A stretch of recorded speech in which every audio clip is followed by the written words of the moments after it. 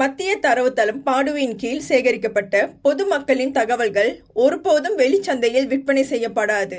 அவை அரசாங்கத்தின் பயன்பாட்டிற்கும் பொது சேவை திட்டங்களுக்கும் மட்டுமே பயன்படுத்தப்படும் என பொருளாதார அமைச்சர் அக்மல் நசருல்லா முகமது நசீர் திட்டவட்டமாக தெரிவித்துள்ளார். அரசாங்க சேவைகளின் செயல்திறனை மேம்படுத்துவதற்கான ஒரு முக்கிய தளமாக மட்டுமே பாடு தொடர்ந்து செயல்படும் என அவர் கூறினார். இந்த தரவுத்தளத்தின் முக்கிய நோக்கம் பல்வேறு அரசு முகமைகளின் தரவு சரிபார்ப்பு மற்றும் பகுப்பாய்வு செயல்முறைகளுக்கு ஆதரவு அளிப்பதை தவிர இதன் மூலம் வருமானம் ஈட்டுவது அல்ல என்பதை அவர் தெளிவுபடுத்தினார். இந்த திட்டத்திற்காக செலவிடப்பட்ட 85 மில்லியன் ரிங்கிட் குறித்து பேசிய அவர், இத்தளம் தற்பொழுது பல்வேறு வியூக ரீதியிலான செயல்பாடுகளை கொண்டிருப்பதனால் இந்த முதலீடு வீண் போகாது என்று வலியுறுத்தினார். மேலும் அரசாங்க திட்டங்கள் சரியான பயனாளிகளுக்கு சென்றடைவதை உறுதி செய்ய இந்த தரவுத்தளம் ஒரு முதுகெலும்பாக திகழும் என அவர் சுட்டிக்காட்டினார்.